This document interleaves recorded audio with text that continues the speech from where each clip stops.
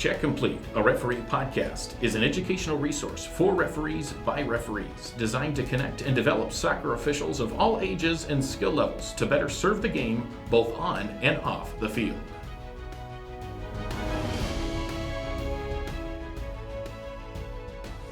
Episode 6 of the Check Complete podcast is back. Gordie Wetmore here on location at the Garmin-Olathe Soccer Complex, the home of our Kansas State Cup tournament. I have ditched the dead weight, so Brandon, whoever he is, or anybody else. We've not got no co-host today, but part of this, we're a little, let me just apologize, we're a little bit scrambled. We missed a week, or we're kind of delayed a week, because we're in the middle of a really busy season for us here in Kansas, and you might be too, wherever you're located, with state tournaments. So I recently stepped into the role of the Kansas Youth Soccer Director of Referee Development. So I've been overseeing officials at our Junior State Cup and our President's Cup tournaments, which are both located in Wichita, Kansas. And now we're here in Olathe, Kansas, which is about 20 to 30 minutes, whether you're abiding by the speed limit laws, from downtown Kansas City on the Kansas side. And we're here for our State Cup tournament. And so we actually stretch this over 3 different weekends, May 12th and 13th, the 19th and the 20th. So we're filming this on the 20th. So we're getting ready for more group play games this evening. And then we'll bring everybody back for more group play, followed by semis and finals, June 2nd through 5th. So it's an exciting time. It's an exciting time for not just the players and the coaches and the fans. There's kind of an electric atmosphere. But it's an exciting time for our officials, who this is an opportunity to showcase the abilities and skills that our officials have been working on, not just for the last year, but over the course of their careers, however long that might be. So it's a really awesome opportunity. And I got to say, I got to give a shout out to our Kansas referees. I've been immensely proud of our group in the way that they've shown up and worked these games. We even had a conversation, and it ended up going out over email last night, about just dealing with something that we talked about a few episodes ago, and that is just the controllables. And so those are little things. If you're getting ready to go work State Cup events, or if that's something you're aspiring to do, that's a conversation we had with our officials. They've done a great job. The work ethic, the on-field performances have been excellent. A lot of the decision-making has been really good, positioning and movement, teamwork, all that stuff. But continuing to make sure that we take care of those little controllable things about paperwork and some other just the little things that really are within our control. There's a lot out there, and I don't want to rehash all of this, but go back to previous episodes and watch, especially the one with Jason and I, as he talks about that from a coach and a referee perspective. So if you're wanting to be successful in your state, to get to the State Cup level and then be successful at the State Cup level, the attention to detail is crucial. This tournament, the teams that win these tournaments, the State Cup tournaments, advance to the regional, the National Championship Series regional events. And so our Midwest Regional will take place in just outside Indianapolis, Indiana, in Westfield, Indiana, June 23rd through 29th. So the teams will advance to that, but we also select officials to advance out of our state to represent our state at these regional events. And so if this is not something you're familiar with, reach out to your local state administrators, your referee administrators, to see what that process looks like, to see what you need to do to aspire to be there.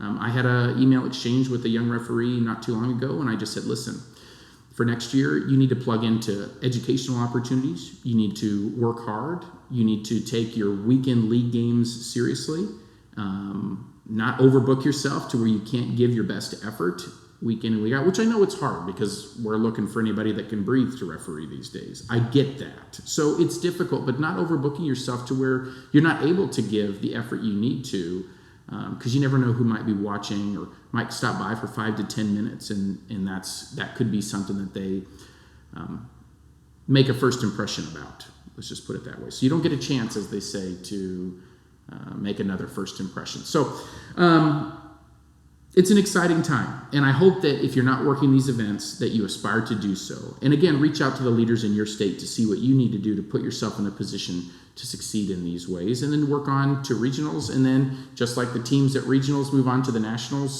championships at both the President's Cup level and the National Championship Series level, so do the referees.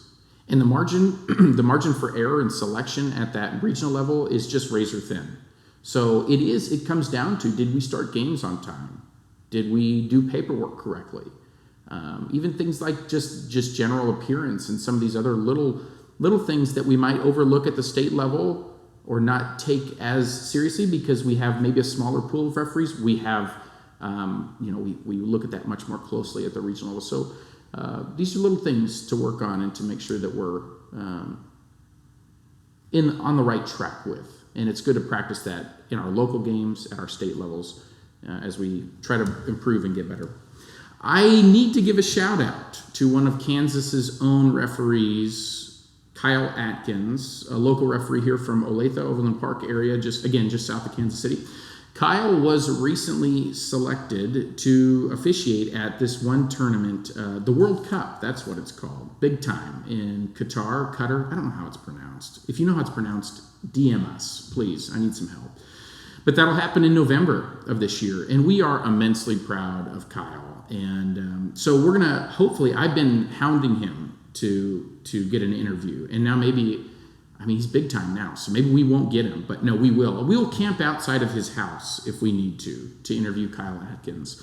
But we're extremely proud of Kyle. Started at humble beginnings, just like every of these other referees.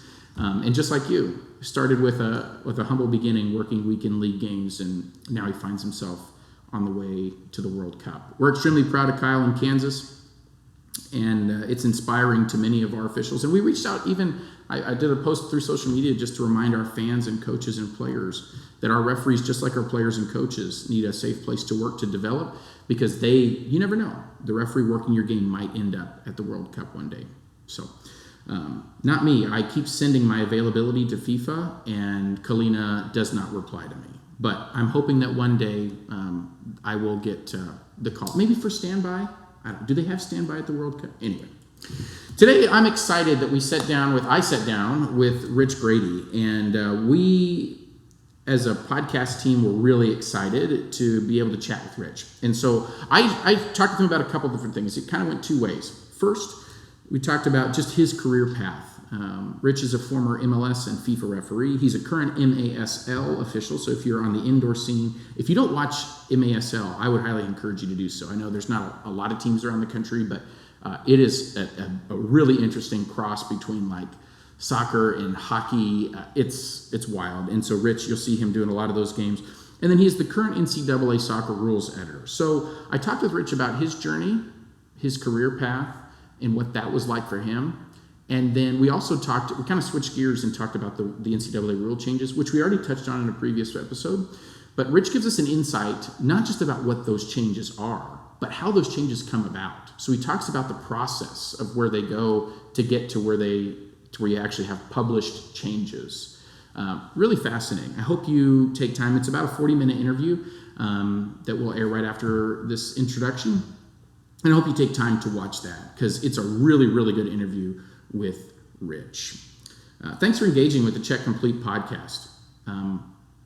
This is a really fun project, and it's really a threefold effort for us. And we've already talked about this a little bit, but I hope that as you share this out into your network, it is both, all three, educational, that you can get something from each episode. But if nothing else, it's something that's fun to listen to and engage with, and continues to develop the referee community, the relational piece. And for me, in my new capacity, that is, and for many others that are in similar roles across the country, we really want to continue to develop the community of officials. If you talk to anybody that's been in it for any length of time, and maybe that's you can talk about the importance of the relationships and the community that's kept you connected.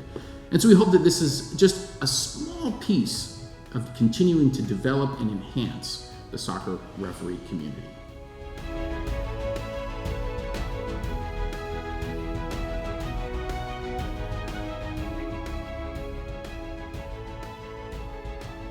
Today, I'm excited to interview Rich Grady. Rich, first of all, thank you so much for taking time to join the podcast. We really appreciate it. Oh, thanks for the invitation. Appreciate it. Looking forward to it.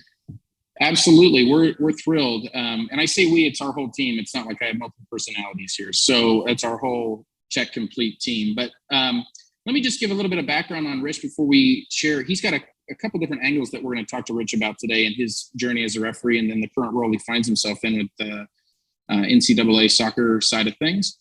So, Rich, you gave me some background information. I'm going to do a little brief intro here, as brief as I can be with all the experience that you have under your belt. you started refereeing at age 17. Okay, I won't list what year that is, but you started refereeing at age 17 and worked your way up. State referee, national referee, worked in the MLS from 96 to 2002, and as a FIFA referee from 98 to 2003.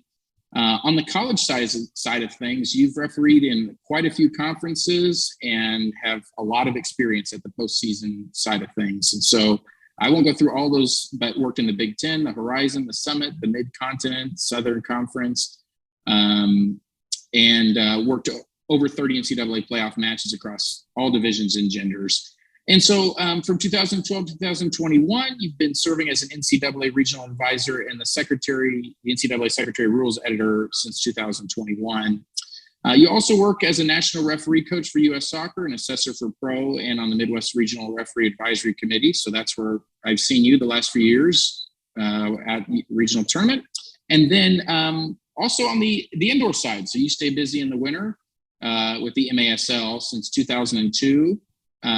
Actually, it was 91 to 98. Then there was a little break, and then 2002 to present with the MASL.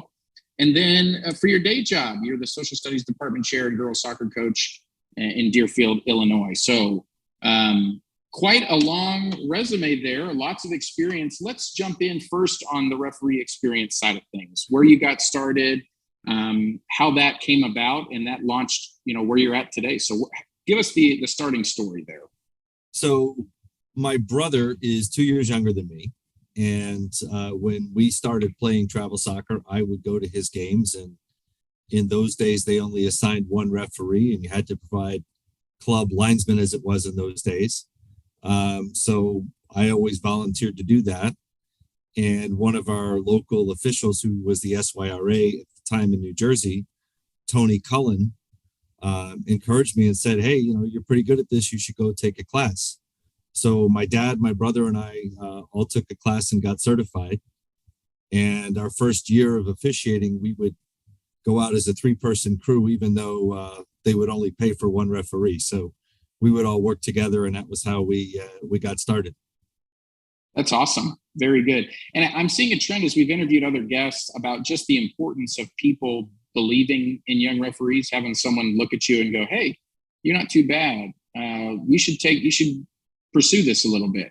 I think that's a trend that I'm seeing more and more, and just shows how important it is for those of us that have been in it for a while to invest. Absolutely. So that's how you got started. So let's talk more about how the progression has gone in your career. What was that climb to the top, if you will? How was that? Well, first of all, it's like I'm an officiating nerd.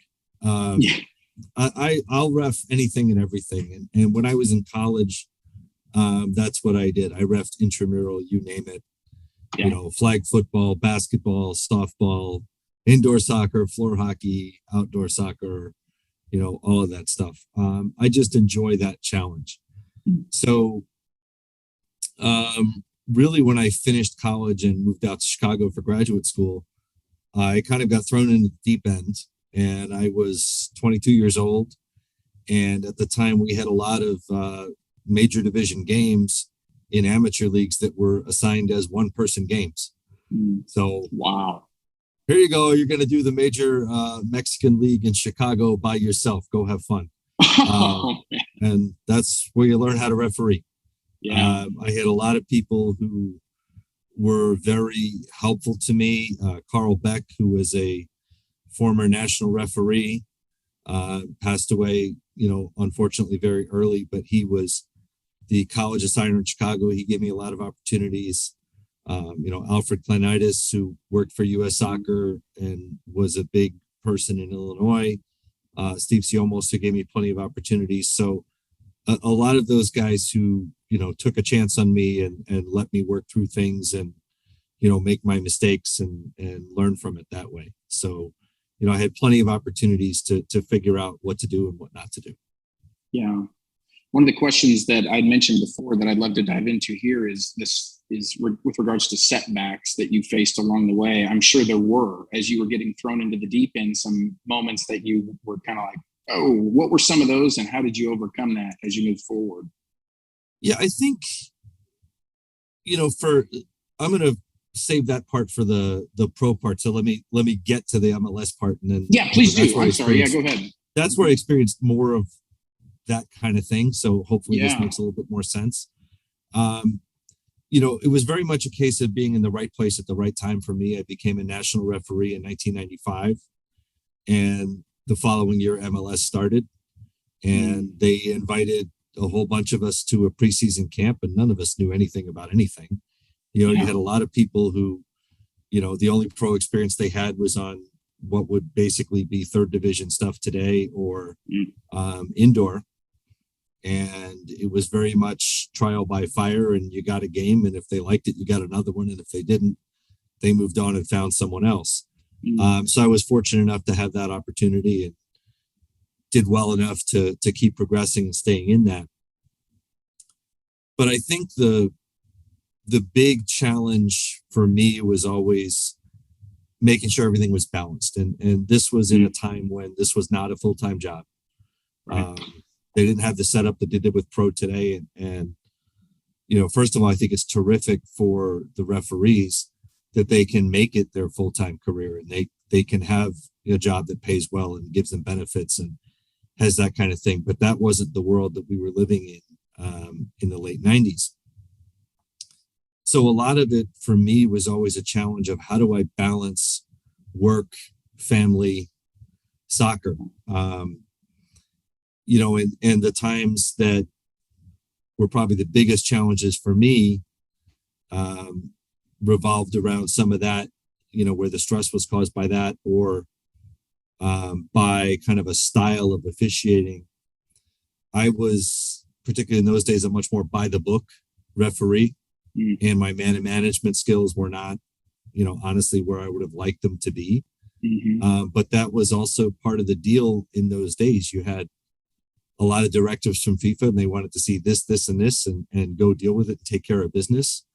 So there was kind of a little bit of a split. And I think, I had times where I was not good enough on the management side, and I had to figure out how to adjust and deal with that.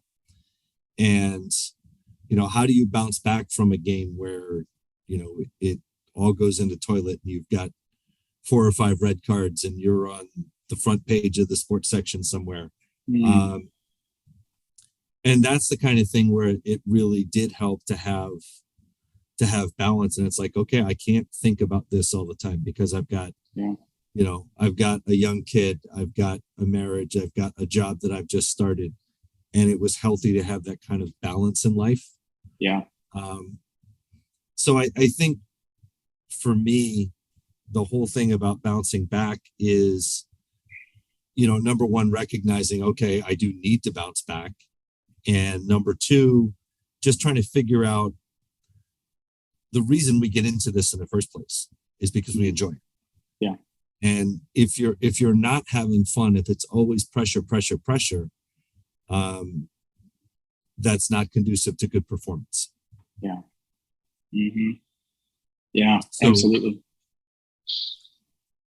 Yeah, makes sense. I think one of the big, like a specific challenge I had a game, DC and Miami Fusion back when they were a club. And I had an early red card.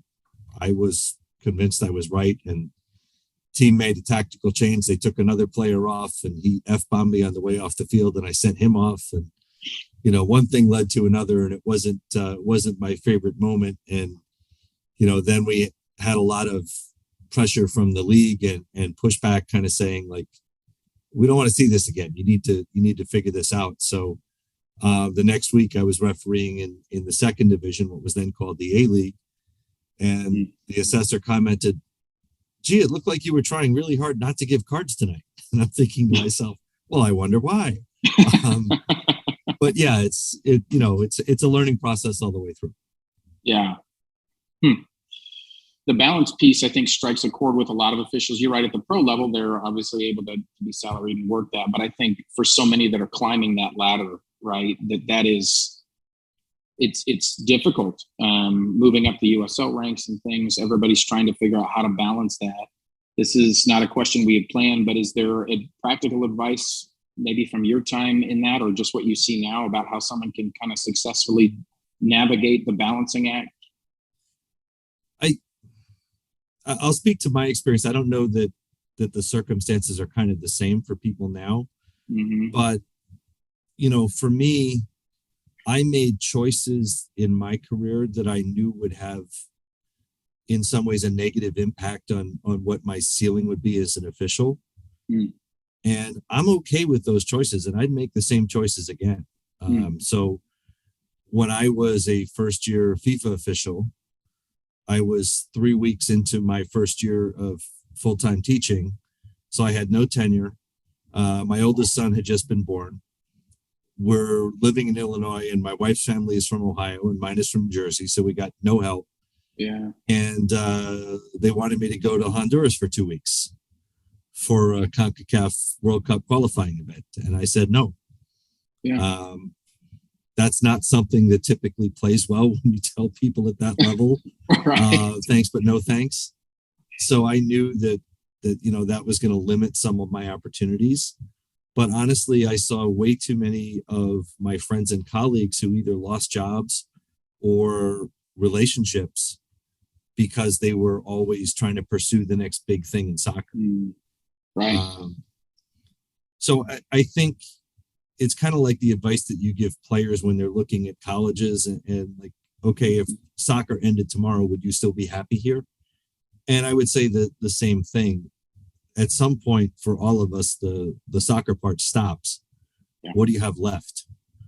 Do you have something meaningful in your life? Do you have those relationships? Do you have the ability to have something else to fall back on? Yeah.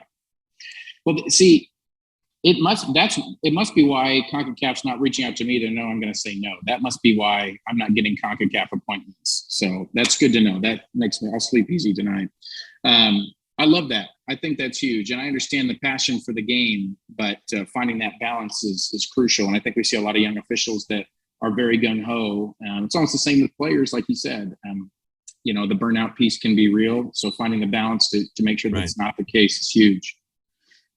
So one of the other questions I had mentioned that I'd like to hear is just memorable experiences. You've already talked about that, about one of those games. Are there other memorable experiences you've come across just in your referee career? Yeah, I had so many, fun, memorable experiences. I think a couple that stand out, getting to do Mexico against Argentina twice in a 6-month span in 1999. The first time in Los Angeles, and there was 99,000 people in the LA Coliseum. Oh my goodness. And I got to do the rematch in Chicago 6 months later, and Soldier Field was sold out. And those were really fun experiences. My younger son, who wasn't born at the time, came across a picture that he was doing some experience thing with a class, and he had to explain a photograph. And he asked me for a little context from the game, and I gave him a little bit, and I found the lineup sheets and I sent it to him. I said, yeah, there's a couple guys on here you may have heard of, who were in this game. One was Pochettino and the other was Simeone, who were playing for Argentina. So he was like, oh, so he's a little more impressed than he was before. But those are certainly memorable. I think the craziest experience I had was at the Pan American Games in Canada. Also in 1999, I had Canada and Guatemala, and it was effectively an elimination match. And 15 minutes into the game, gave a caution to a Guatemala player. He didn't like the caution, so he pushed me in the chest. Ooh, so here's a red card. Yeah. So then they kind of mobbed me and swarmed me, and as I was walking away, one of them kicked me in the back of the leg. Here's another red card. So now we're 11 on 9, and things are not getting any better. Yeah. We restart right after that, and they must have thought, well, he's sent 2, he's not going to send a third. Canadian player gets the ball with his back to goal, passes it. 2 seconds later, it wasn't even a slide tackle. The guy just came in and kicked him, flipped him up in the air, and he landed on the back of his neck. So Ooh. Third red card. So we're 11 on 8 in the 20-something minute, and the only goal that Canada could manage is a deflected goal. So we get to halftime and have to send the Guatemala coach, and the assessor comes over and communicates with the rest of the crew, and the translated message is, you better find something against Canada, kind of thing. Yeah. So 5 minutes into the second half, my fourth official calls me over, and the rest of the crew were not native English speakers. And they just pointed at the Canadian coach and said, "Fuera." I said, "Okay, goodbye." He had stepped out of his technical area asking a question about his sub passes, and he didn't speak Spanish. The fourth didn't speak English. So they just raised their voices to each other. So goodbye. Second half, it's still 1-0. Have to give a penalty against Guatemala. Fortunately, this was so obvious that even they didn't argue. The guy got grabbed by the shirt and pulled back and spun around. So it's 2-0. And all tournament, they've been hammering us, you must have stoppage time. You must have stoppage time. You can't have no stoppage time. So I say we're having one. Yeah. At 45 seconds into that 1 minute, Guatemala scores. And now it's 2-1. And I know what's coming. So I'm just trying to find a place to get as far away from their bench as I can before I blow the whistle. And when the game ends, the setup was all the players were on one side and the grandstand was on the other. But they didn't want to have security by the stands. They wanted security over by the players. So there turned out to be a foot race between the Guatemalan team and some 50-year-old security people. And security didn't win the race. So I kind of got surrounded, bumped, punched, jostled. And it was an interesting experience. And, they basically told Guatemala, you guys are on the next plane out of the competition. A couple players got suspended for 6 months. One got suspended for a year. One of them I later refereed a lot in Major League Soccer, Carlos Ruiz. Never had an issue with him in MLS. And this is really before cell phones and things become prevalent. I'm out of the country. It was an interesting experience. I called my wife. I missed her birthday because I'm out of the country. And I left her a voicemail and said, yeah, I had kind of an interesting game. I'll talk to you tomorrow. So when I finally got a hold of her the next day, she said, what are you not telling me? I said, what do you mean? Well, like 30 of your friends have emailed asking if you're okay. Oh my God. So it made the front page of the sports section in USA Today, and a lot of stuff. And if my students are interested, that's usually the first thing they find out about me when they Google me. Yeah. About soccer reffing. So I would say that was certainly probably the most memorable game, not necessarily for all positive reasons, but right. Wow. My goodness. That is wild. Good grief. This is off script slightly, but as you've gone through all these experiences at all sorts of levels, we see all the stuff with on the college side, obviously the professional side. Are there lessons that you've learned through this that you've taken into life? I think as my involvement in the sport has become more diversified, and the more I coach and do things from an assessing side and an administrative side, if I could go back and tell my younger self, figure out how to deal with people, because that's what it's about, instead of just everything is black and white and by the book, things would have been a lot smoother. I think the fact that I coach now makes me a better official when I do officiate, because I understand where coaches are coming from, and I've been in their shoes to some extent. So, my advice to people would be to get involved in the game in multiple ways and multiple perspectives, because I think it does help you as an official. Yeah. Yeah. So have you been sent off as a coach yet? Was that? Once. Oh, okay. I won't make you tell that story. Well, we have time. It wasn't justified. Oh, okay. Well, now I do want to hear. So I was an assistant coach for our boys team, and we were playing against the hometown high school where I lived. And at that time, high school rules allowed for a soft red card. So if a player got 2 yellows, they could be replaced. Mm-hmm. And one of our players got a second yellow, and it was deserved. And the ref started the game up before we could put a sub in. And all I said was, sir, we're supposed to be able to sub on that. And he blows the whistle and he comes over and he looks down and he says, you're on the field. And I look down. No, I'm not. Boom, red card. Whoa. I was like, okay. And then he wouldn't tell me why. And I sent my captain over and he said, if you don't get out of here, we're going to forfeit the game and whatever. So I left. Game was over. I came back in. I asked him, I said, look, I'm not yelling. I'm not screaming. I just want to know why I got a red card. And his response was, if you don't get away, I'm going to call the police. Okay. I found out later at the end of the season, one of our players' father was a diplomat with the Mexican consulate in Chicago. And he spoke to the ref after the game and asked the ref basically, why'd you kick our coach out? And the ref, I guess, knew my officiating background and I was on the FIFA list at the time. And he said, his response was, no FIFA referee is going to embarrass me by pointing out I made a mistake. So that was why I got a red card. So I had to go call my athletic director and everything and say, yeah, this happened. And fortunately, the assistant referee's version of the story was consistent with mine. So when they called the assigner basically told the referee, don't write this up because it's not going to be good for you if you do. Yeah. So I got the red card, but I was never officially suspended. I didn't know if maybe he had played for Guatemala in a game against Canada and that retribution for something here. Holy Moses. Well, you kind of already answered the question about advice, but is there anything else? And one of the things I was curious is, advice about just getting started for those in that place and or advice for those who are in that mobile, like upward mobility, trying to kind of reach the top, if you will. Yeah, I think, for the ones getting started, I think everybody they want to go from 0 to 60 right away. Yeah. And I think there was some wisdom in the way things were set up when I was starting out. Before I became a national referee, we had a requirement that you had to be at the time, a grade 5, a state referee for 5 years.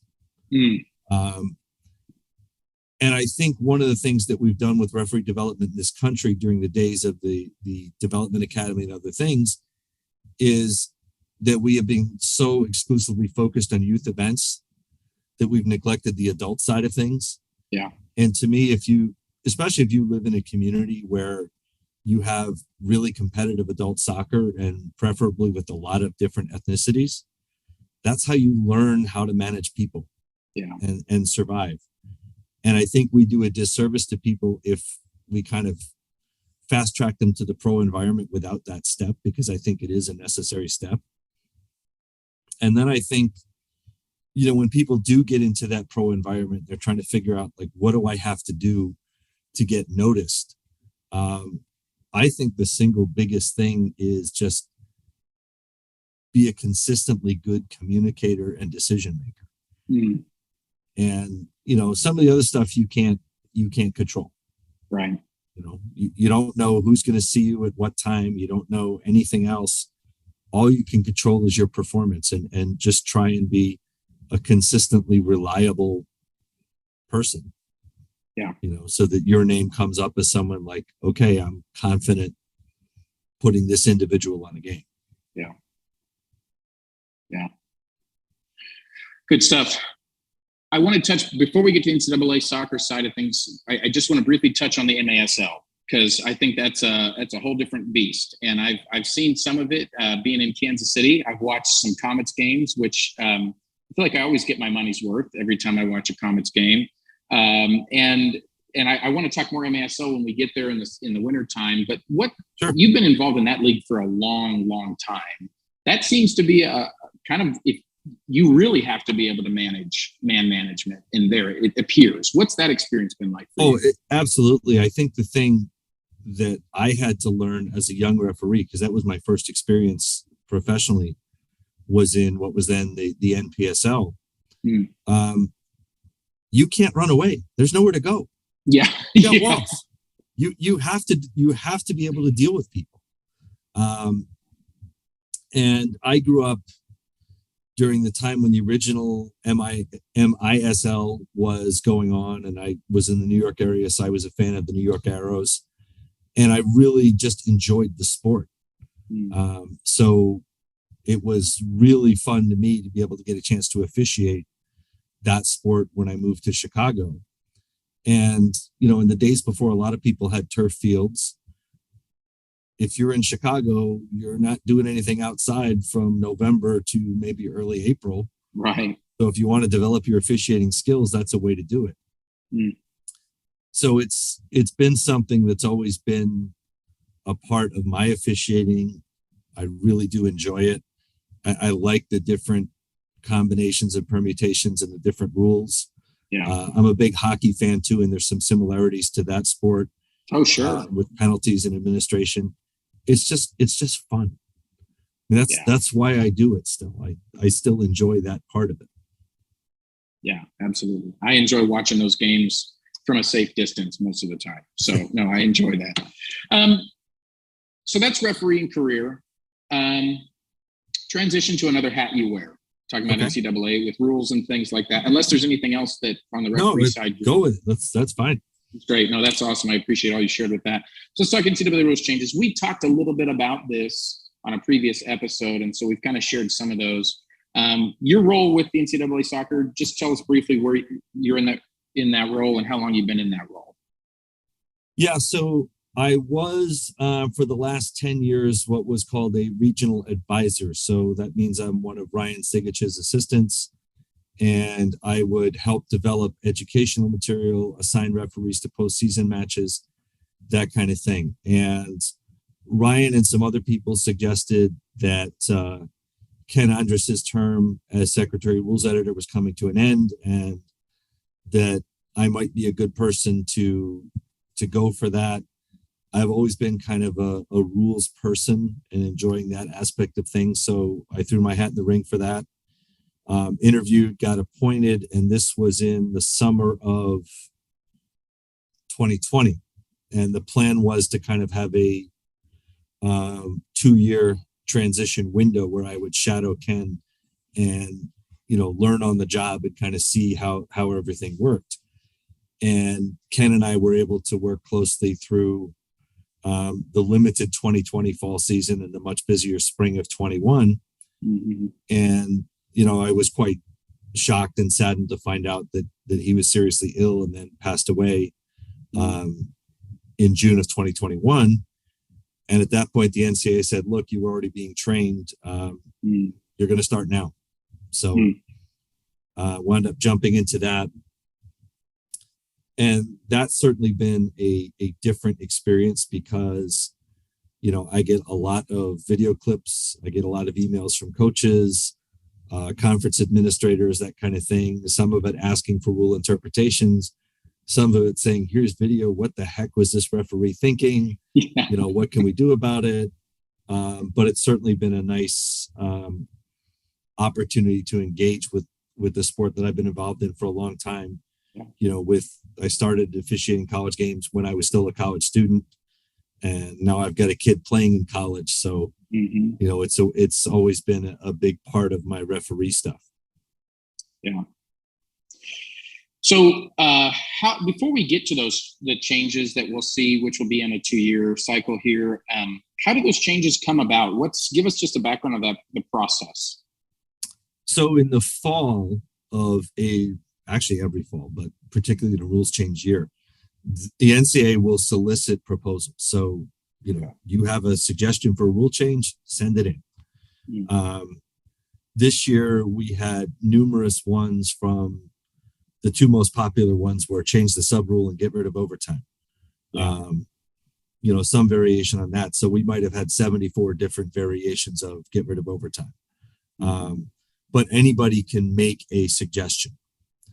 There's a survey that goes out where we take the most popular suggestions and put them out there, and we ask for people to say comment on this. And the committee then meets. There's a committee that has 8 voting members. 4 of them are from Division 1 and 2 each from Division 2 and Division 3, and they're divided between men's and women's representatives. And that committee is the one that votes on the changes. So in January at the coaches convention in Kansas City this year, we talked about here's the feedback we received. And we actually did another opportunity to say, hey, look, our participation rates are not really where we want them to be. in terms of coaches responding to the survey. So the committee met and hammered out the initial draft of the proposed changes. And that included the change to the reentry rule. Mm-hmm. So there was a proposal to make the second half just like the first half in terms of substitution rules. Mm-hmm. And then there's always a comment period. So that was sent out for comment. And there was significant pushback from pretty much everyone in the community except Division I men who said, we really don't like this change. So that's why that change was ultimately not adopted. When the changes come through the Ncaa Men's and Women's Soccer Rules Committee, there's also a final group that it goes to. It's called the Playing Rules Oversight Panel. That's an Ncaa group that is in charge of playing rules for all Ncaa sports. So they have the final stamp of approval on whether something goes forward or not. And they might get involved with things, let's say, they want to be consistent across all Ncaa sports, or they're very cost conscious of not imposing additional burdens on the membership. Sure. So, they wouldn't want to change the uniform rules every year. And now schools have to go out and buy a whole new set of uniforms, that kind of thing. Right. So it's about, looking at the big picture of college sports when that group weighs in. Yeah. Yeah. Interesting. That's fascinating. So changes and we've already talked a little about that. What changes should we expect to see for the fall? So I think a lot of them are not going to impact the way that we officiate the game. Sure. But I'll include some of the minor ones and the major ones too. So we're going in rule book order here. So the game roster, this is something that coaches brought up, and basically now they just have to give a copy of the roster to the scorekeeper. We're not doing the exchange it to the other coach and chase it down and give it to the referee. The referee needs the roster. They check with the scorekeeper. So we're really trying to reduce the amount of paperwork and allow the coaches to concentrate on getting ready for the game instead of swapping pieces of paper with everybody. Yeah. A second one, right now, if we have a player temporarily leave the game due to injury, if they left on the side opposite the benches, in 2021, they would have had to go all the way back around to the bench side to re-enter. We changed that so it's now consistent with FIFA rules. You can re-enter with the referee's permission on the side of the field where they were removed from the game.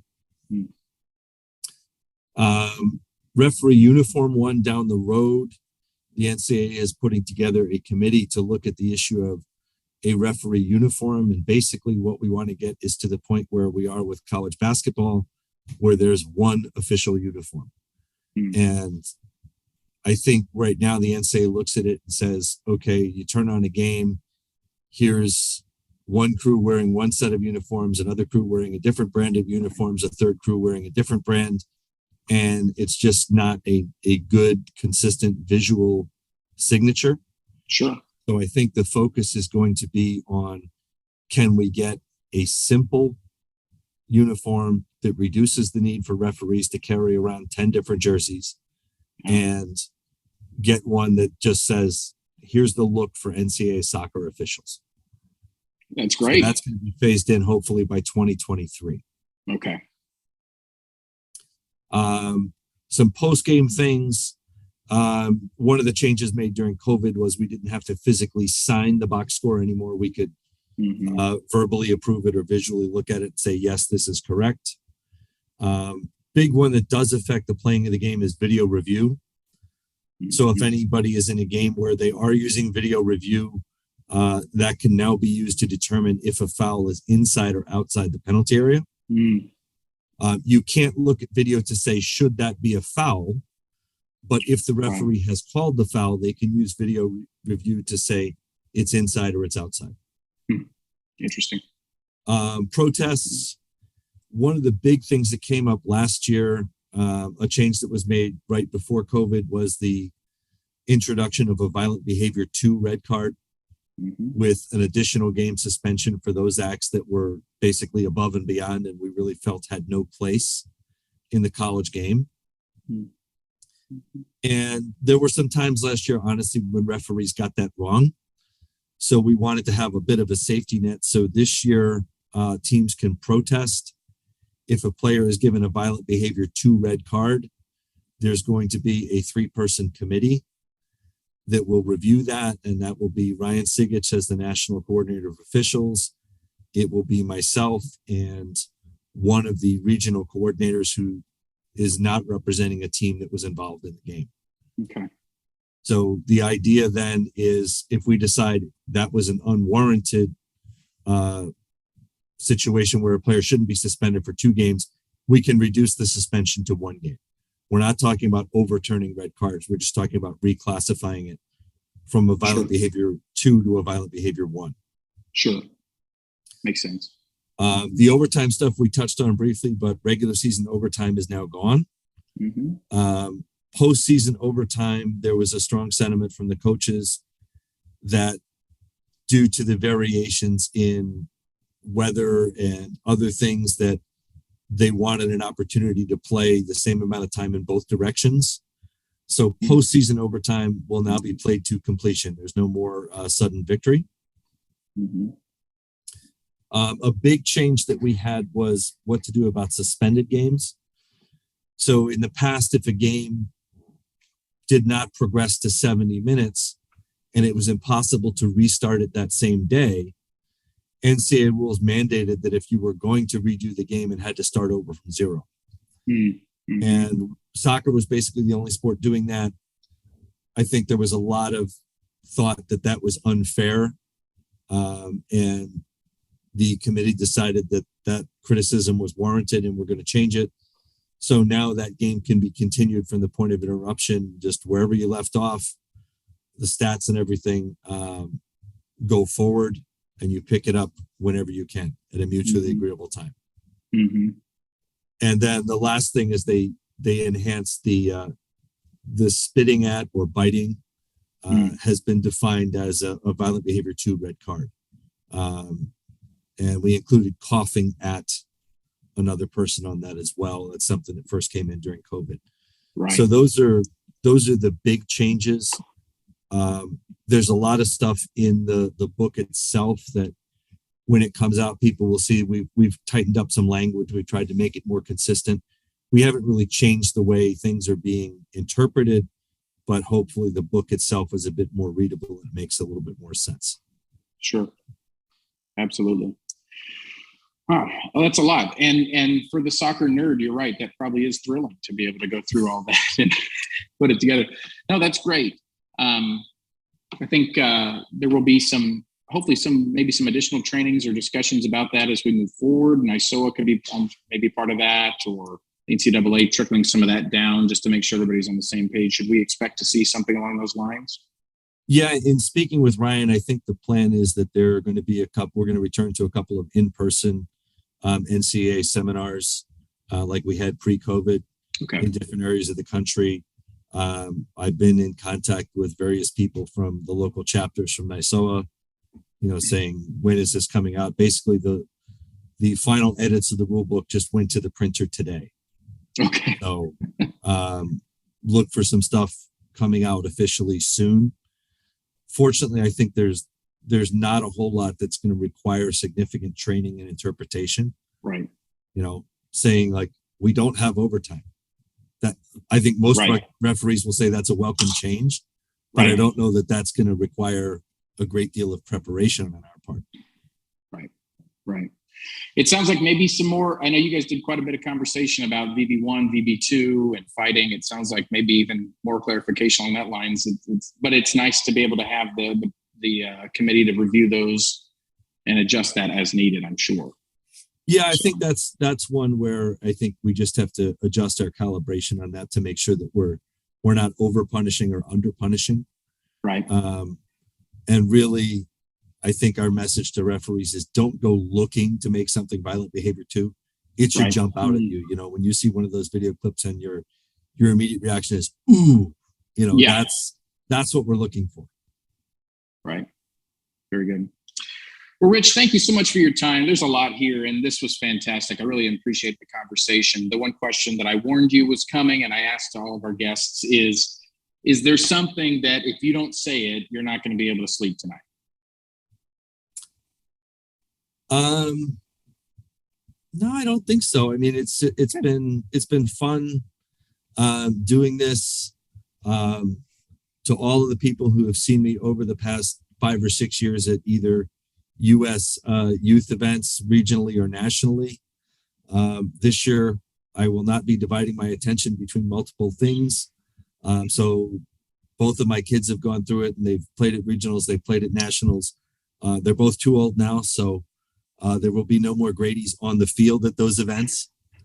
So people don't have to deal with either one of my kids as a referee, or my wife and I as fans. There you go. There you go. You didn't have any spectators that said they weren't going to be shown up by a FIFA referee spectator and throw you out. I'm very quiet when I watch my kids play. I believe that. My wife, not so much, but I'm quiet. Mama Bear stepping up. Absolutely.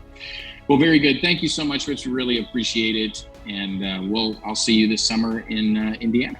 So thanks for your time. Good. Thanks, Gordie. Yeah.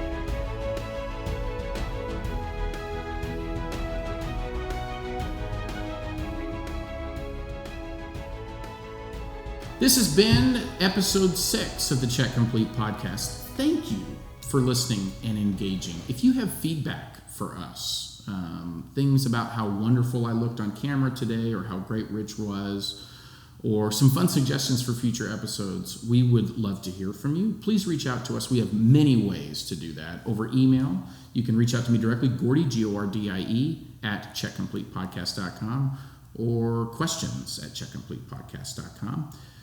If you're not already following us on social media, please do so. We would love your support. So we are on Facebook at Check Complete, on Instagram and Twitter at Check_Complete, and then obviously on YouTube if you're watching us here. If you're listening to us, thanks for listening to the audio only. But we also have the video portion as well on YouTube, Check Complete Podcast there. If you have any negative things to say with us, I would encourage you to write it on the back of a data wallet with pencil. That's item number 2059 from officialsports.com. And that retails at $3.95. Write it on the back of that and send that to the Garmin Olathe Soccer Complex, and we'll get right on that.